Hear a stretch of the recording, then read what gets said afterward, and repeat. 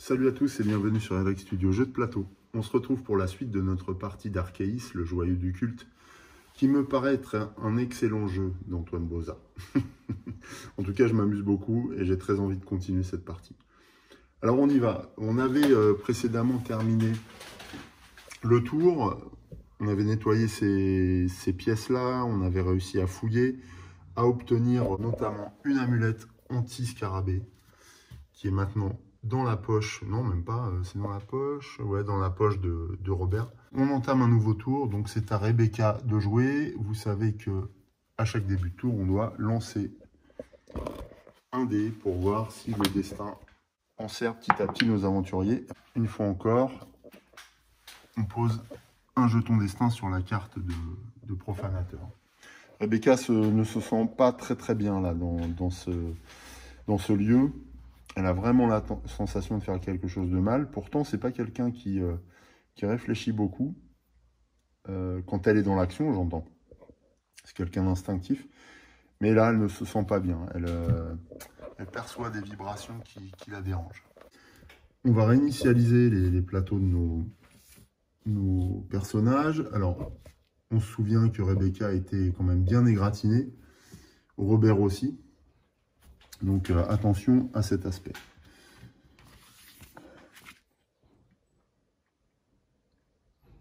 Nouveau tour, Rebecca va devoir se déplacer d'abord pour se rendre au plus près de Robert.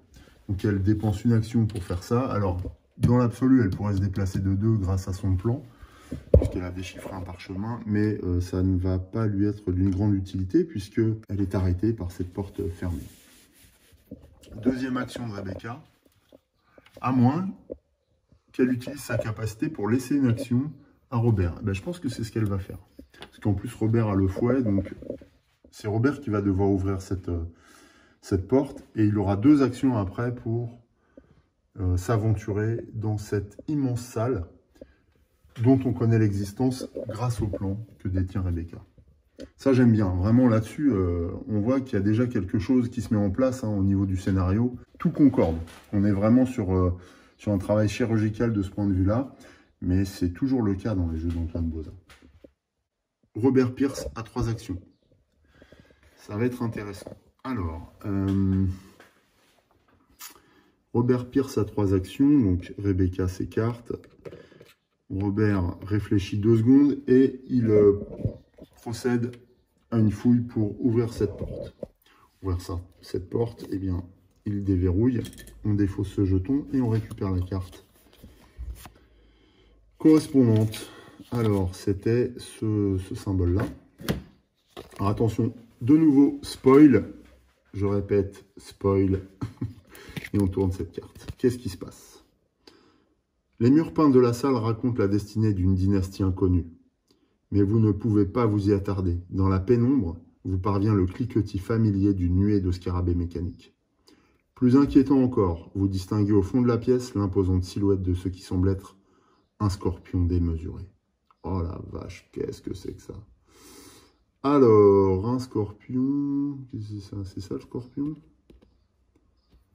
Alors là, c'est les différents bestiaux, oui, c'est ça, scorpion, ok.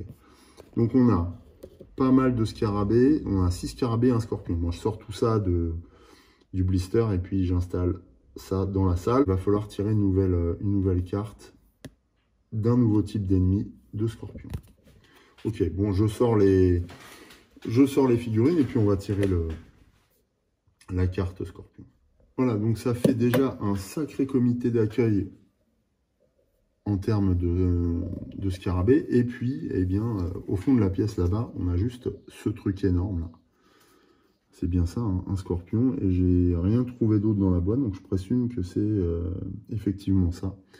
Donc là, on est face à une créature assez monstrueuse et impressionnante. Alors que on est au début de l'aventure finalement. On s'éloigne encore du tuto, voilà, ça se confirme. Alors, puisqu'on a affaire à des scorpions, donc les scarabées, on va pas en retirer. Par contre, scorpion, voilà. Scorpion, alors il n'y en a qu'un, scorpion. Est-ce qu'il y a une version Élite, je vais aller voir ça. J'ai un peu peur. Momie, serpent, naja, cultiste, golem, prêtresse, scorpion. Ah oui, non, en fait, ce que j'ai pris, c'est la version élite. Oui, c'est ça. Ouais, donc, il y en a plusieurs scorpions possibles. Ok. Ouais, ça marche vraiment comme les scarabées. C'est bien. Donc, j'ai mélangé la carte élite. Et puis, je vais vous montrer l'illustration. Je mélange et je m'arrête un instant sur l'illustration qui, à chaque fois, fait son petit effet, je trouve. C'est extrêmement plaisant d'avoir toutes ces cartes extrêmement bien illustrées. Voilà. Ça contribue à l'immersion en jeu. Déjà que le jeu est immersif, je trouve. Et encore là, c'est saccadé parce que je tourne la vidéo en même temps. Mais sinon, je trouve le jeu bien immersif. Alors, j'ai pris celui-ci au hasard. C'est un scorpion hybride. Ah ouais, c'est à chaque fois des scorpions hybrides, mais ce n'est pas une version élite. Tant mieux. Vraiment tant mieux. Alors, on va détailler les effets du scorpion hybride. Alors, il a un effet de début de tour, le scorpion hybride. Tous les explorateurs sur les cases adjacentes prennent une égratignure. S'il n'y a aucun explorateur sur les cases, sur ces cases, prenez 2 égratignures. Tous les explorateurs sur des cases adjacentes prennent une égratignure. S'il n'y a aucun explorateur sur ces cases, prenez 2 égratignures. Oh là là là, comment ça, prenez 2 égratignures? Ah oui, si jamais on se trouve sur la case du scorpion, j'imagine. Ok, alors on ne peut pas fouiller quand il y a le scorpion, c'est une action interdite. On prend 2 égratignures lorsqu'on s'approche, hein, il nous attaque directement. Bah, en même temps, il est armé de son dard, de ses pinces, de ses mandibules. Et on lui inflige une blessure quand on obtient une coche. Tous les explorateurs prennent une égratignure.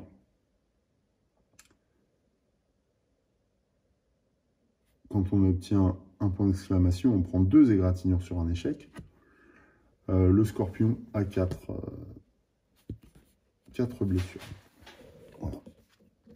Et donc c'est quand même pas, c'est pas une créature facile à vaincre. Il reste 2 actions à Robert. Alors là, franchement, pas trop quoi faire. On va pas se sauver. Hein. Il va falloir avancer, mais c'est chaud. Alors, ce que je ne sais pas, c'est comment les adversaires vont se déplacer. Il faut que je regarde ça dans la règle, parce que je n'ai encore jamais eu le cas de figure. Est-ce que les adversaires se déplacent? Bon, je ne trouve rien de spécial, donc je pense qu'il n'y a pas de mouvement particulier pour le scorpion. C'est pas lui qui va attaquer en direct, en fait. Il va nous infliger déjà pas mal de dégâts si on se trouve sur une case adjacente. Toutes les cases sont adjacentes. Hein. Donc, de toute manière, on est bien. Ce que je ne sais pas non plus, c'est si cette case est adjacente quand la porte est fermée. Je ne pense pas. Là, on n'est pas sur une case adjacente, puisque même si la porte est ouverte, le scorpion est à plus d'une case de distance. Donc, quand on est ici, on risque pas grand-chose, en fait, par rapport au scorpion. En revanche, les scarabées ont un effet de début de tour où ils apparaissent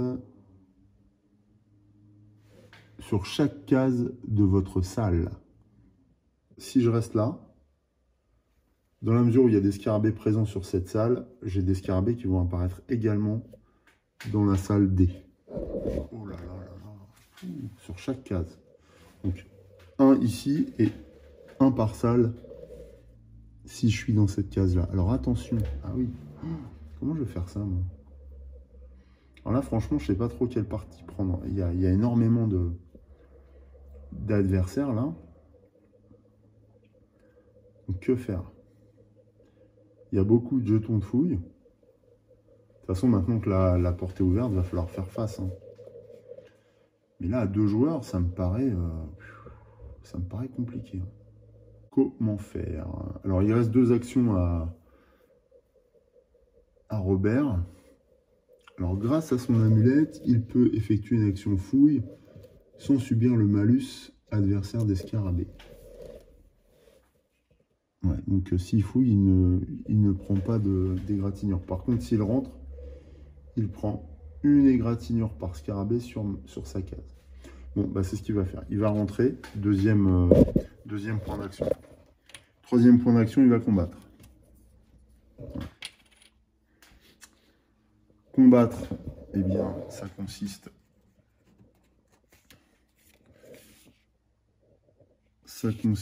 à... il n'y avait pas d'autre effet.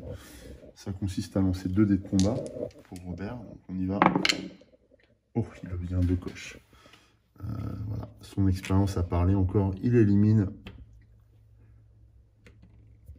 les deux adversaires sur cette case. Par contre, il n'a plus d'action. Donc, il ne va pas pouvoir rebrousser chemin avant le prochain tour. Ça, c'est sûr. C'est la fin du tour. Il n'y a pas d'autre effet. On passe tout de suite au tour suivant. On démarre par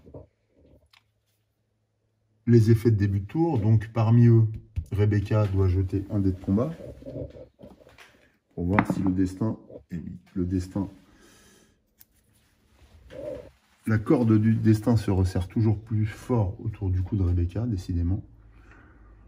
Elle réinitialise son plateau, donc elle reprend son deuxième jeton d'activation, et les 2 jetons d'activation de Robert sont retirés de son plateau également. On passe ensuite à la deuxième étape, qui consiste à résoudre les effets de début de tour des adversaires avec qui vous êtes vos prises. Et ben, c'est pas ce qui manque. Donc là, on doit résoudre les effets des scarabées. Placez un scarabée sur chaque case de votre salle.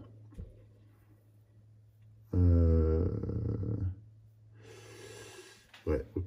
Donc il y a un scarabée qui va arriver dans la salle auprès de Rebecca. Un scarabée sur chaque case de la salle. Donc un scarabée ici. Puis là, il va falloir que j'aille en chercher pour en mettre un sur chaque case. Wow, c'est monstrueux. C'est monstrueux. Donc un scarabée arrive ici. On passe à 3.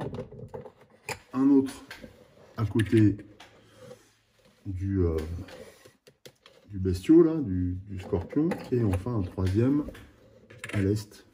Voilà. On a aussi un effet de début de tour pour le scorpion, qui nous dit tous les explorateurs sur les cases adjacentes, donc au scarabée, prennent une égratignure. Donc Robert, qui est à portée, prend une égratignure. Alors, j'ai pas vu si l'adjacence concernait toutes les cases ou seulement les cases situées orthogonalement. Je vais vérifier. Lorsqu'un explorateur est présent sur une case occupée par un adversaire, on dit qu'il est aux prises. Ah, sur une case occupée par un adversaire, on dit qu'il est aux prises avec cet adversaire. Si c'est le cas au début de tour, l'explorateur doit appliquer l'effet. Ah, d'accord. Ah oui, donc c'est un peu différent. Donc, placez un scarabée sur chaque case de votre salle. Non, mais c'est ça, hein, c'est clair. Non, c'est clair. Sur chaque case de votre salle, la salle de Robert, c'est celle-ci. Donc, il y a 4 cases. Et la salle de Rebecca, c'est celle-là. Et par rapport au scarabée, tous les explorateurs sur les cases adjacentes prennent une égratignure. S'il n'y a aucun explorateur, vous prenez 2 égratignures. D'accord. Ouais. Ah oui, donc on a quasiment intérêt à être au plus près de lui, en fait. Et lui taper dessus et essayer de l'occuper avec des explorateurs voisins qui prennent qu'une égratignure plutôt que rester tout seul face à lui et prendre 2 égratignures. Ah, j'avais pas compris ça. En fait, on le perturbe. Quand on est autour de lui à plusieurs, je parle du scorpion, hein, on le perturbe et on le distrait, en fait. En tout cas, là, Rebecca va devoir se décider. Alors, elle est bien égratignée, Rebecca, mais elle a une trousse de secours en main. Donc, jusque-là, ça vaut peut-être le coup quand même pour une action de rentrer dans la pièce de toute façon, qui est fait. Ouais, j'avais appliqué le destin. Ouais, c'est bon. Donc, et en plus, grâce à son plan, elle peut se déplacer de 2, Rebecca. Alors, est-ce que c'est ce qu'elle fait? C'est-à-dire qu'elle irait tout de suite à l'assaut du gros scorpion? Ouais, c'est ce qu'elle va faire. Donc, elle rentre dans la pièce et grâce au plan, elle peut avancer de 2. Donc, elle se trouve aux prises avec un scarabée, un scorpion. C'était sa première action. Deuxième action, elle attaque. C'est risqué, hein. C'est risqué ce que je fais, mais en même temps, Rebecca n'hésite pas face au danger. On le sait, c'est quelqu'un d'extrêmement courageux. Oh, c'est dommage. Donc, elle inflige une blessure apparemment au scorpion. Donc, infliger une blessure au scorpion. Donc, le scorpion, bah, pour signaler les blessures, on pose une égratignure à côté de sa figurine. Donc, il n'a plus que 3 points de vie. Et en revanche, prenez 2 égratignures. Donc là, ce qui se passe, c'est que Rebecca subit 2 égratignures supplémentaires. Or, comme elle avait déjà 4 égratignures, eh bien, quand un explorateur doit prendre une 5e égratignure, alors là, c'est le cas de Rebecca. Elle prend une 5e égratignure. Donc, je la pose sur sa fiche. Il ne la prend pas. Ah bon? À la place, il retire toutes les égratignures de sa fiche et pioche une carte trauma. Donc, en fait, je ne pioche pas ça. Je vais mélanger les cartes trauma, qui sont les petites cartes posées à côté du plateau au début. Alors, je vais les mélanger. J'ai pas regardé du tout si elles étaient, en quoi elles consistaient, parce que j'en ai pas eu à tirer pendant l'épisode 0. Ok. Je remélange un petit peu comme ça. Voilà. Allez, j'en prends une. Paf. Oh, qu'est-ce que c'est? Traumatisme crânien, hein, carrément. Prenez une égratignure chaque fois que vous franchissez une porte. D'accord. D'accord. Eh ben, tu parles d'un truc. Donc, traumatisme crânien. Je suppose que ça se met là, il y a une encoche. Voilà. Donc ça, c'était à cause de sa 5e égratignure. Quand un explorateur doit prendre sa 5e égratignure, il ne la prend pas. À la place, il retire toutes les égratignures. Donc, elle en avait 5. Donc, je ne prends pas la 5e, je défausse. Et je tire la carte trauma. Donc, cette carte trauma est un traumatisme crânien qu'il place ensuite sur sa fiche. Et je dois, après, placer l'égratignure supplémentaire. Donc là, c'est la 6e égratignure. Bien sûr, un emplacement de la fiche de Rebecca. Et que Rebecca peut défausser un trauma grâce à sa trousse de secours sur notre case. Et du coup, elle utilise cette trousse de secours et elle peut ensuite défausser cette carte. C'est une carte qui n'a pas de valeur marchande. Alors, est-ce que... il faut que je fasse une action pour ça, parce que là, je suis sur une carte de type support. L'action de support permet au choix de donner un objet à votre possession, un autre explorateur, ou d'utiliser un équipement. Ah oui, c'est une action. Ouais. Ouais, donc, pour se soigner, il faut qu'elle dépense...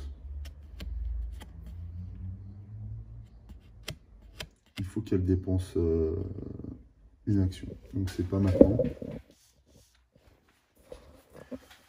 Non, c'est pas maintenant parce que elle a attaqué le scorpion et donc voilà, elle a été blessée dans le combat.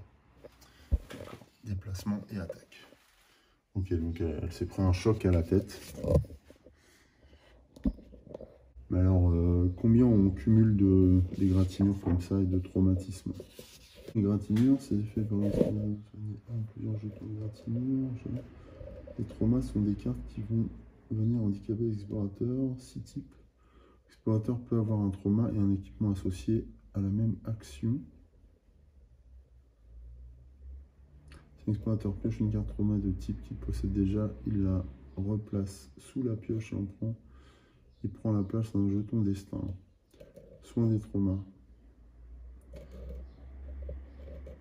D'accord, donc il y a plusieurs types de traumatismes. Alors oui, comme le traumatisme crânien est associé à une action de déplacement, de franchissement de porte, on va le mettre ici, sur la carte correspondant à l'action de mouvement. En fait. Si jamais Rebecca pioche à nouveau un traumatisme de ce type-là, elle ne prend pas le traumatisme lié au mouvement, mais un pion destin, ce qui forcément amenuise le temps de partie. Ok, un explorateur peut donc avoir jusqu'à 6 traumas, un de chaque type. Oh, ça je ne savais pas non plus. Les cartes trauma ne sont pas défaussées à la fin d'un épisode. Chaque trauma est placé dans le sac à dos de l'explorateur qui le possède et sera replacé en emplacement approprié au début du prochain épisode. Ah oui, ça complique le truc là. Ouh là là là, ah oui, d'accord. Ah oui, donc on n'est pas du tout sûr d'arriver au bout de l'aventure. C'est ce que je comprends. Bon, et ben voilà notre première expérience traumatisante. C'est la fin du tour de Rebecca. On passe déjà aux actions de Robert. Alors Robert, en voyant Rebecca bondir sur le scorpion, qu'est-ce qu'il va faire Robert? Alors moi je me dis, bon, il a son amulette qui lui permet d'ignorer les malus de fouille sur une fiche adversaire de scarabée. Maintenant moi j'ai ce scorpion là qui me fait peur. Non, je ne vais pas m'attaquer au scorpion pour l'instant. Par contre, je vais rester sur cette case. Je vais attaquer. Je vais faire un... Ah, ou alors... Alors je fais une action de déplacement et... Non, je vais faire une action de déplacement. Ouais, je viens d'avoir une idée. Je fais une action de déplacement. Hop, je monte là. Je me retrouve ici. Pourquoi? Parce que je viens sur ce jeton de fouille ici avec le symbole scarabée. Je me dis qu'il y aura peut-être quelque chose à trouver qui nous aiderait à chasser oui, c'est ça, à chasser tous les scarabées. Bon, c'est peut-être complètement à côté de la plaque ce que je raconte, mais bon, j'essaye d'entrevoir des solutions. Deuxième action pour Robert, eh bien, ça va être une action de combat. Alors, il va dépenser une pièce pour choisir l'un des résultats de ses dés de combat. Il va prendre une coche, forcément. Bah oui, parce que comme il est face à trois scarabées, j'aimerais qu'il en élimine le plus possible. Et puis, il va lancer le second dé de combat. C'est un point d'exclamation. Vous pouvez relancer une fois un dé lors de votre jet de combat grâce à son fouet. Il va relancer. Alors, ça peut être pire, comme ça peut être mieux. Bon, bah non, c'est le même résultat. Il a une coche et un point d'exclamation. Donc, face au scarabée, la coche signifie qu'il élimine un scarabée. Ok. Voilà qui est fait, il n'en reste plus que 2. Et le point d'exclamation, c'est éliminer un scarabée et prenez une égratignure. Donc il élimine un second scarabée, mais il lui laisse des plumes, puisqu'il va subir un traumatisme, puisqu'il devrait prendre une égratignure. Donc dans ce cas-là, je retire toutes les égratignures. Et c'est une blessure plus importante, plus durable, qui va l'affecter désormais.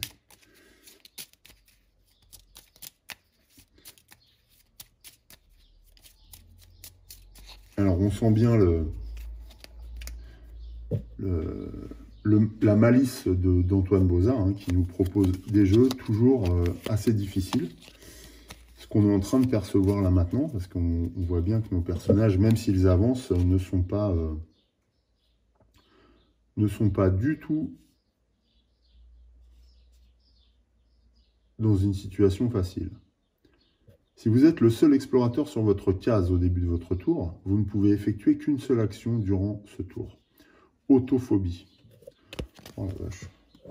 Donc si je ne suis pas en contact avec Rebecca au prochain tour, avant que j'agisse, je pourrais faire qu'une action. C'est l'enfer.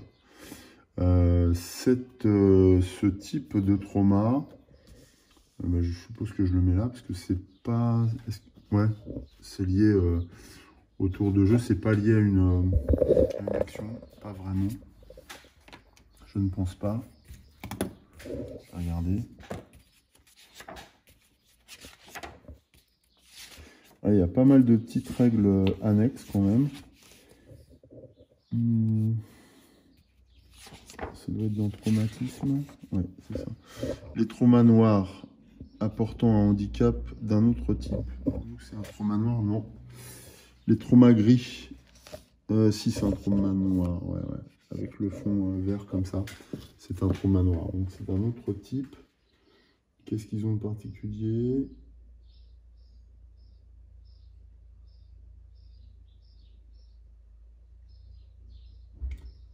Les traumas gris sont associés à la capacité de l'explorateur.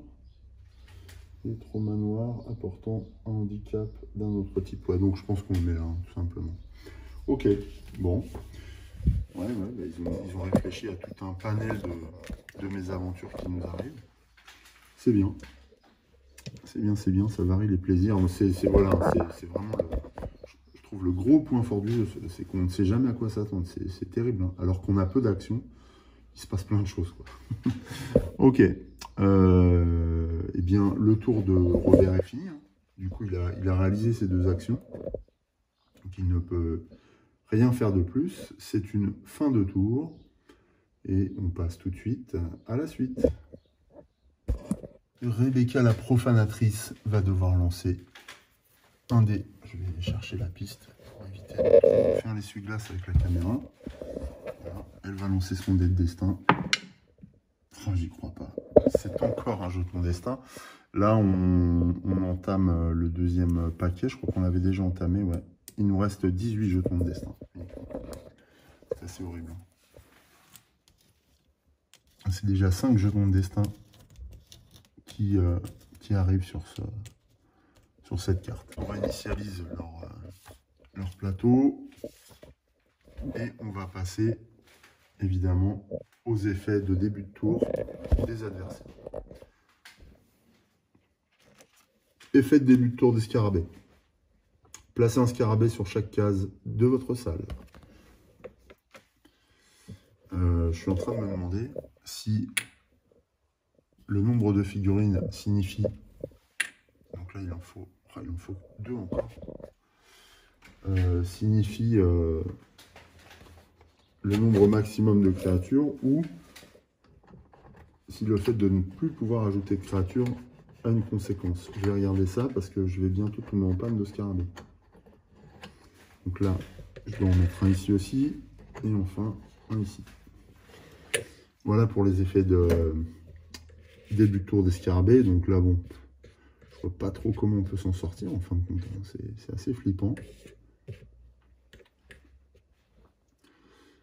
Ensuite, effet de début de tour. Oui, j'ai dit effet de fin de tour. Effet de début de tour du scorpion. Tous les explorateurs sur une case adjacente prennent une égratignure. Donc là, c'est ce qui va se passer. Du coup, le scorpion est distrait par la présence de Robert qui l'attaque. Et du coup, Rebecca ne prend pas de blessure. Ça, c'est pas mal. Pour le coup, c'est un aspect qu'il faut un petit peu avoir en tête. Mais cela dit, Robert se dévoue et subit une égratignure supplémentaire. Je ne vois pas comment on va se sortir de cette affaire. C'est à Rebecca de jouer. Qu'est-ce qu'elle va faire? Bah, Rebecca, elle va attaquer. Hein. Première action, elle attaque le scorpion. Donc, ça va faire. On va rester sur la même stratégie offensive là. Elle va jeter 2 dés. Attention, allez Rebecca. Ouais, elle obtient une coche et un point d'exclamation. Alors une coche et un point d'exclamation, c'est quoi? Donc la coche, c'est on inflige un dégât au scorpion. Donc c'est sa deuxième blessure. Et le point d'exclamation, tous les explorateurs sur votre case prennent une égratignure. Voilà carrément. Donc c'est Rebecca qui morfle. Heureusement, elle est toute seule. Et elle a une deuxième action, elle va attaquer encore. Ouais, on attaque parce que ce bestiau-là me fait vraiment peur pour le coup. Elle obtient une coche et une croix. Elle n'a pas moyen de relancer quoi que ce soit. Non, elle n'a pas moyen. J'aurais dû donner une action supplémentaire à Robert, j'y ai pas pensé. Bon, c'est trop tard. Donc, une blessure supplémentaire au scorpion qui totalise 3 blessures. Et puis, lorsqu'on obtient une croix, c'est prenez une égratignure par scarabée sur votre case. D'accord. Ah merde, non, ça c'est les scarabées. Je me suis trompé. Elle est où la carte Scorpion du coup? Là. Prenez 2 égratignures. Oh là là. Ce qui nous amène pour Rebecca à déjà 4 égratignures. 1 et 2. Ouais, ben ça sent le traumatisme encore ça. Et en plus, on n'a pas réussi à se débarrasser du Scorpion. C'est hard, c'est hard. Robert, alors qu'est-ce qu'il fait lui? Il fait une fouille. Est-ce qu'il attaque? Est-ce qu'il fait une fouille? Il va faire une fouille en première action. Du coup, il ne subit pas le malus en présence des scarabées. Et il va fouiller à cet endroit. Donc c'est quoi? Il y a une espèce de tablette d'argile cassée qui attire son attention. Je défausse ce jeton et je prends la carte correspondante. Si ça pouvait être une incantation, si on arrive à déchiffrer, ce serait formidable. C'est cette carte-là, donc attention, spoil. Événement. Vous vous penchez pour observer ce qui s'apparente à une pierre précieuse sur le sol. Vous tentez de la ramasser. C'est un leurre. Dès que vous l'effleurez, une fléchette projetée d'un orifice mural se loge dans votre mollet. Vous criez de douleur tandis qu'une alarme attire l'attention sur vous. Prenez un jeton égratignure. Voilà, bon, la curiosité, des fois, amène des vilaines choses. On le sait, moi, j'ai vraiment en tête le personnage d'Indiana Jones, quoi. Et c'est vrai que c'est Antoine Boza a calqué le perso, quoi. C'est incroyable. Alors, s'il y a un scorpion dans la salle A, déplacez-le sur votre case. Ok.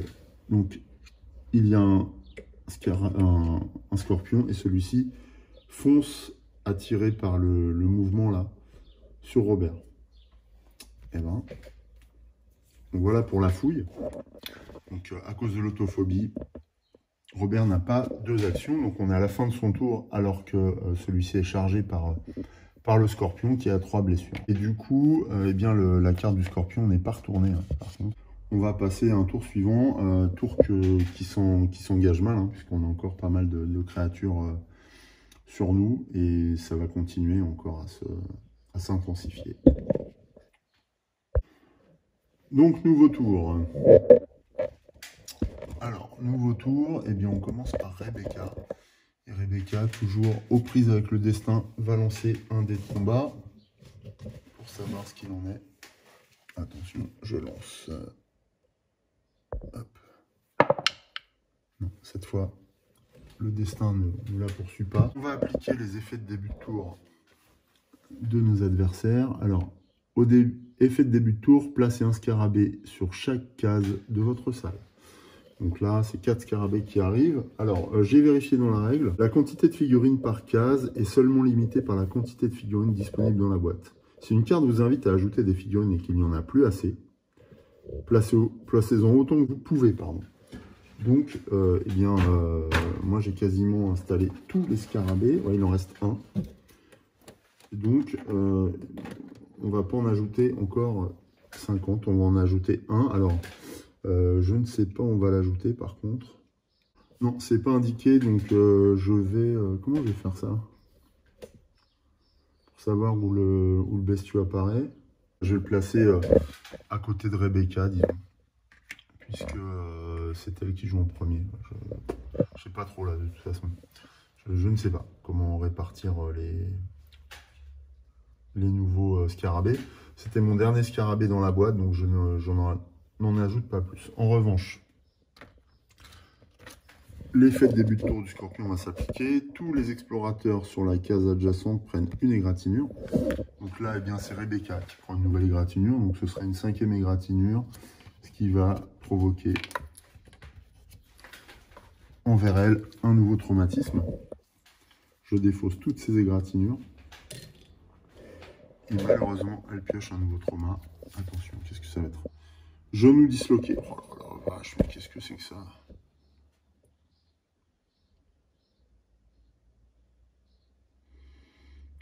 Oh, c'est violent. Bon, dans la mesure où j'ai déjà un trauma sur l'action de mouvement, je ne prends pas cette carte. la défausse, hein, c'est ça. Par contre, eh bien, on pioche un jeton destin. Et cette fois, ce jeton destin va dans le sac à dos de Rebecca. Je vais simplement regarder ce que je fais de cette carte. C'est un explorateur. Pioche une carte trauma d'un type qu'il possède déjà. Il la replace sous la pioche. Ok, d'accord. Voilà. Donc pas de genou disloqué, mais elle ressent quand même les effets de son traumatisme. Ça, c'est certain. Du coup, ça, c'était pour l'effet du scorpion qui se trouve sur la case de Robert. Mais du coup, Robert ne prend pas de dégâts. Le scorpion a été distrait, du coup, par Rebecca qui l'a attaqué. Un nouveau tour pour les aventuriers. Alors, Rebecca, que va-t-elle faire? Bah, je crois qu'elle va pas se déplacer, elle va attaquer 2 fois. Hein, Alors, est-ce que c'est prudent d'attaquer 2 fois? Ouais, ça la gonfle. Alors, je vais initialiser les plateaux. Alors, attention, Robert n'a qu'une action. Hein. Je mets un jeton sur sa carte autophobie pour l'instant.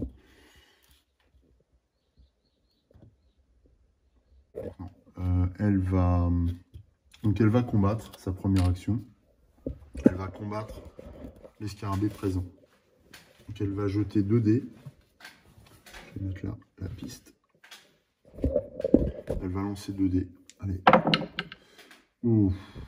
Donc c'est 2 points d'exclamation. Éliminez un scarabée et prenez une égratignure. Donc ça on le fait 2 fois. Donc éliminez un scarabée et prenez une égratignure.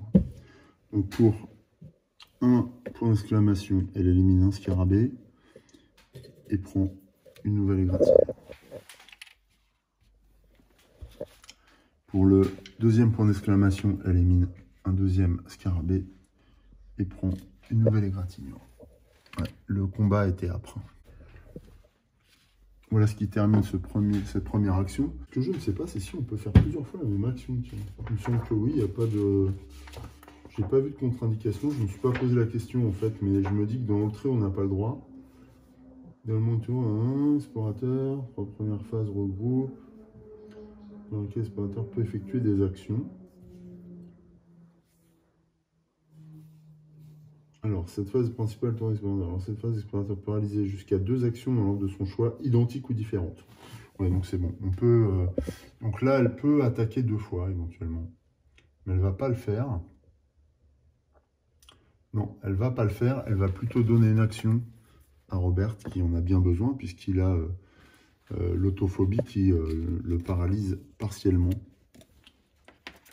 Or, il a besoin de pouvoir attaquer. Donc, il a quand même 2 actions, Robert. Il attaque d'abord, dans un premier temps, le scorpion, cette fois, qui a 3 blessures. Et il obtient 2 coches orientées vers le scorpion. Donc c'est bête, je perds un résultat, mais le scorpion est détruit. J'enlève sa figurine ainsi que les dés. Et il lui reste une 2e action. On a les scarabées.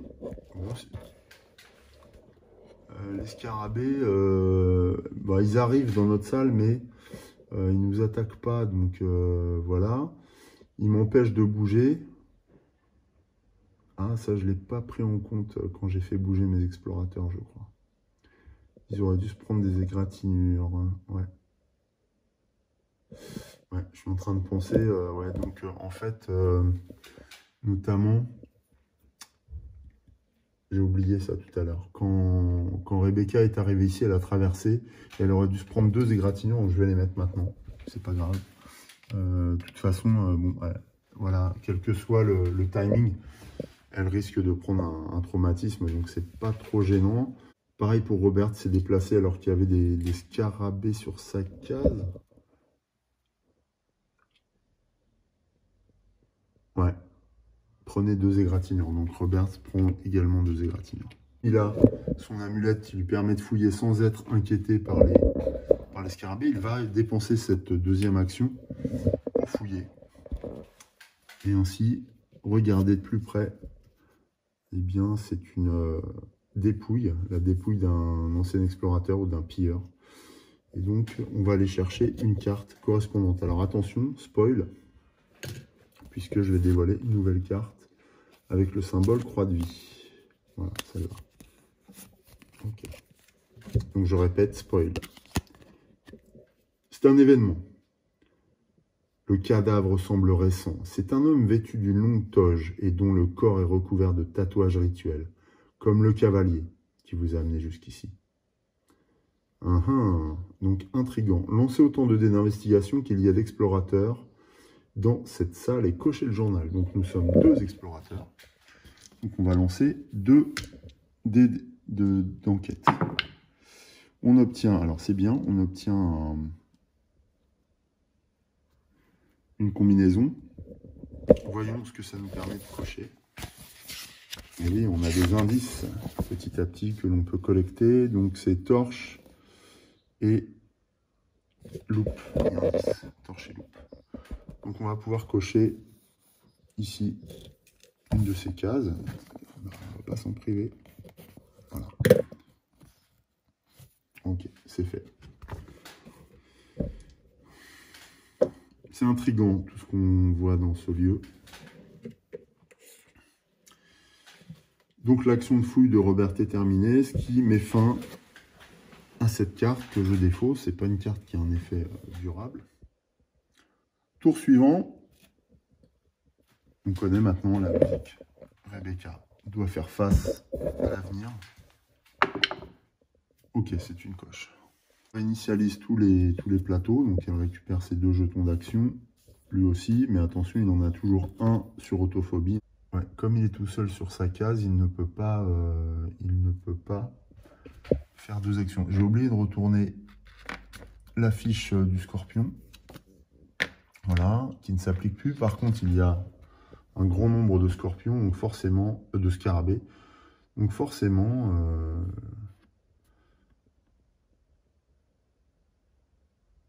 la fiche scarabée s'applique. Placez un scarabée sur chaque case de votre salle. Alors, il y a 4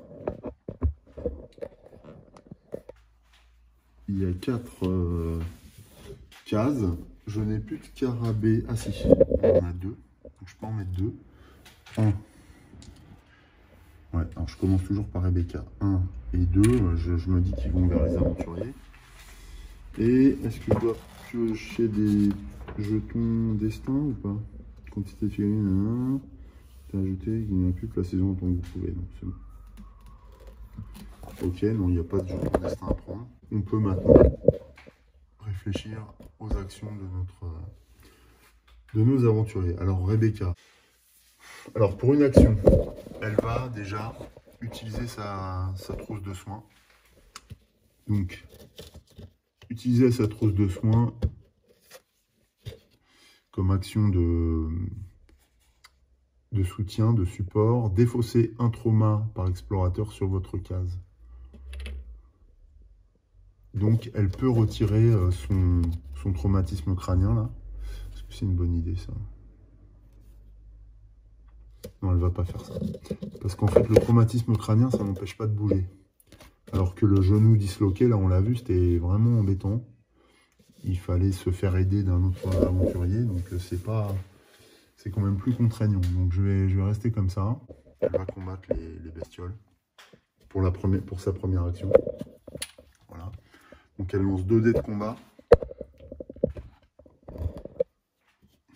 C'est une guerrière, cette Rebecca. Elle obtient une coche et un point d'exclamation. Donc une coche, c'est un scarabée éliminé, et une exclamation, c'est un scarabée et prenez une égratignure. Donc elle élimine un second scarabée, mais elle prend une nouvelle égratignure. Donc au lieu de la prendre, puisque c'est la 5e, on défausse tout ça et on va tirer une carte traumatisme. Ok, entorse. C'est un peu moins pire que le genou disloqué. C'est un traumatisme lié à la capacité de mouvement. Prenez une égratignure après chaque action de mouvement. Ouais, on va pas la prendre, on va la remettre dessous. C'est là où je me demande si j'ai bien mélangé. Tant pis, je vais laisser comme ça maintenant. En revanche, Rebecca prend un jeton destin supplémentaire. Elle en est déjà à 3 hein, dans son sac à dos. C'était sa première action. Deuxième action. Elle donne sa deuxième action à Robert. À moins que celui-ci se déplace. Qu'est-ce qu'elle dit la carte? Prenez une égratignure par scarabée sur votre case. Ouais, non, il faut qu'il se débarrasse des scarabées. Il faut qu'il se débarrasse des scarabées. Donc, première action, il attaque le scarabée présent.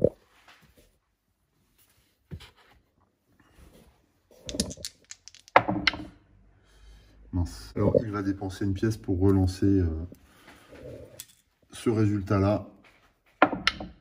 Ok, c'est une coche. Donc, avec une coche, il élimine un scarabée.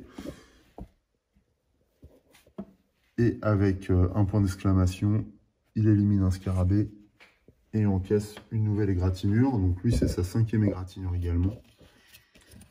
Donc, il va piocher un traumatisme.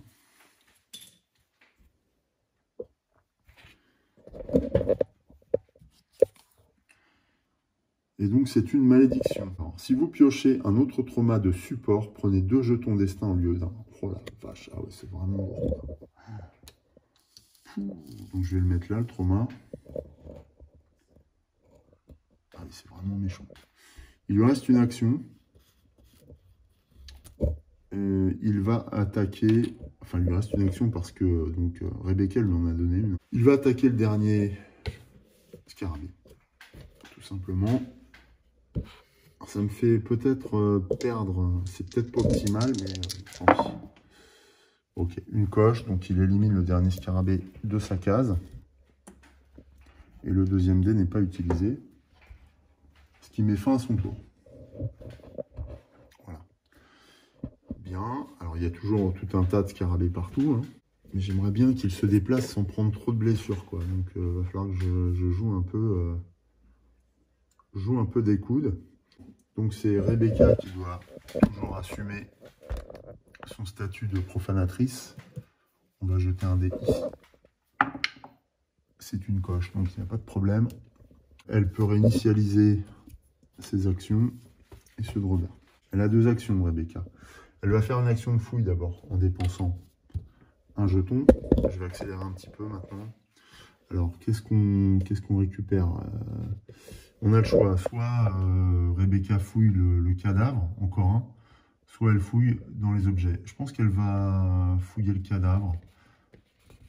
Ils ne sont pas venus par hasard et ils sont arrivés jusque-là. Peut-être qu'ils ont réussi à récupérer quelque chose d'utile. Donc c'est encore une espèce de créature momifiée.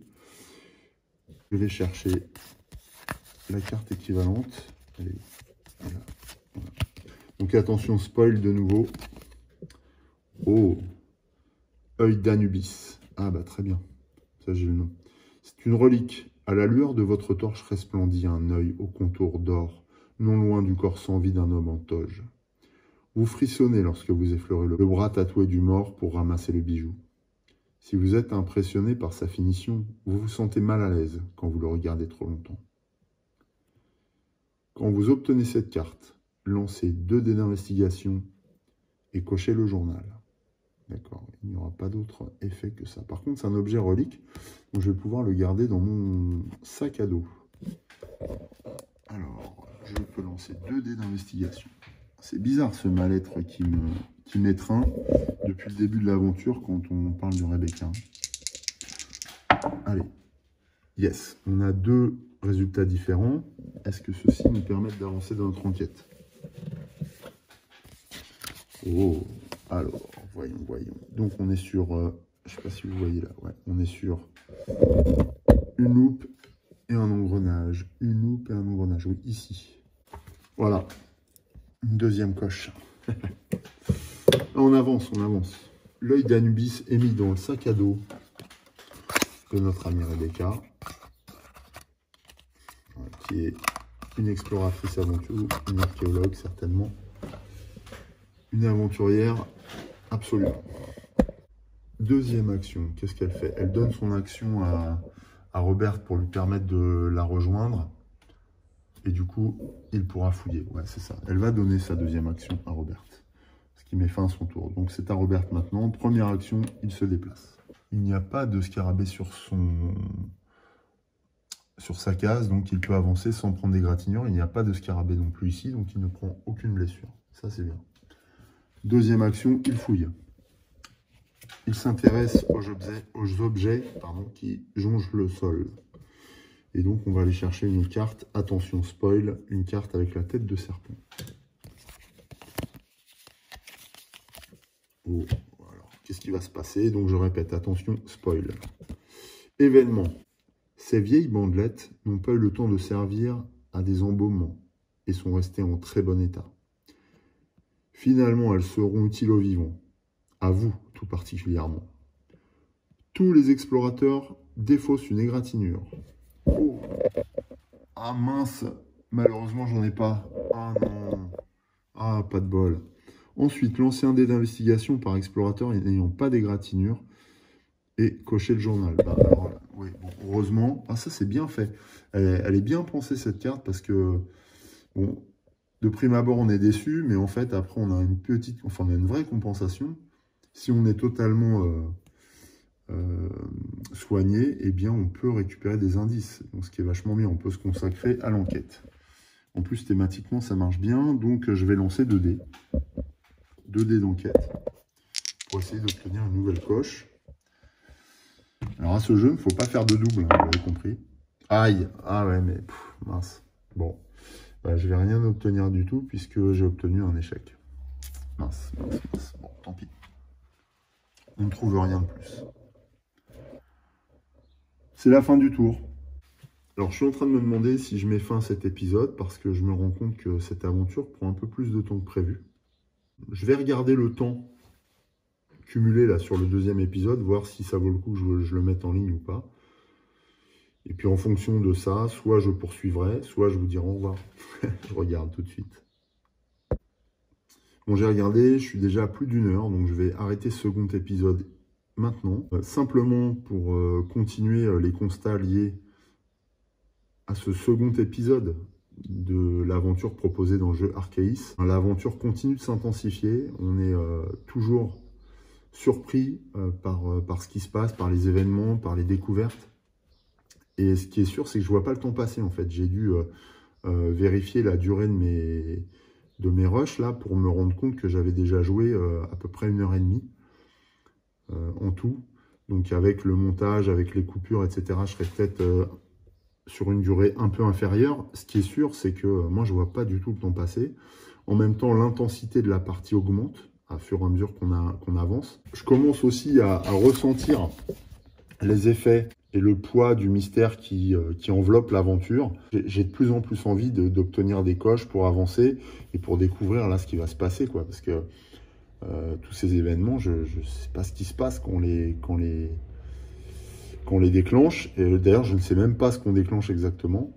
Donc, je suis très très curieux de voir tout ça. On a aussi cette mécanique d'enquête là qui est super intéressante, qui nous emmène dans la thématique du jeu. Et ça, je trouve ça vraiment bien. Et puis, ces jeux de cartes là, ces sets de cartes qui correspondent à chaque épisode et qui s'imbriquent parfaitement les uns aux autres, quoi. On n'a jamais de dissension entre un événement, un objet, une thématique. Au contraire, tout se conjugue absolument de manière millimétrée. Et c'est vraiment une superbe expérience, très immersive, et que je recommande pour le coup. Et je n'ai pas fini encore. Je ne sais pas ce que me réserve l'épisode. En plus, je ne vois pas vraiment arriver ce qui va se passer. Alors, c'est vrai qu'on sait que dans la boîte, il y a un personnage, donc on se doute qu'on va le rencontrer à un moment donné, mais comment ça va se passer, on n'en sait rien. Et est-ce que c'est maintenant? C'est pareil, moi, cette porte-là, je me demande où elle me mène. Elle mène bien quelque part, il n'y a rien derrière. Ça voudrait dire peut-être que les cartes qui figurent dans le journal d'expédition ne sont pas complètes et qu'on ne sait pas à quoi s'en tenir. Donc voilà, c'est vraiment un jeu d'aventure. On vit quelque chose, c'est une vraie expérience. Moi, je suis totalement conquis. Autant le tuto nous fait appréhender le jeu dans sa mécanique et dans sa fluidité, dans sa qualité de construction. Mais autant là, déjà, l'épisode numéro 0,5 nous plonge dans quelque chose de fort intéressant, très engageant, qui emmène le joueur toujours plus loin, quoi. Je trouve ça assez exceptionnel. Voilà, c'est pas pour rien qu'Antoine Bauza a autant de succès. Je classe Antoine Bauza très très haut dans le top des auteurs. Je sais que beaucoup d'entre vous apprécient énormément Vidal Lacerda, mais je ne vous cache pas qu'en termes d'expérience de jeu, même si Vidal Lacerda est un super concepteur de jeu avec des jeux magnifiques, voilà, je préfère les jeux d'aventure proposés par Antoine Bauza. J'aime bien l'ambiance. Je ne m'y retrouve pas toujours dans les jeux de Vidal Lacerda. Bon, ça dépend après des jeux. C'est vrai que j'ai été hermétique à Lisboa, par exemple. J'adore Kanban. Enfin bon, voilà, c'est un autre sujet, mais c'est vrai que la patte de l'auteur dans ce type de jeu se ressent. On la retrouve quand on a joué à d'autres jeux. Et c'est extrêmement plaisant, je trouve, de retrouver comme ça des sensations qu'on apprécie d'un jeu à l'autre. Vous l'avez compris, hein, je suis totalement séduit par Arceus. On se retrouve bientôt pour le 3e épisode, ce qui peut-être nous emmènera jusqu'à la fin de l'aventure cette fois. Allez, je vous embrasse, à bientôt. Salut.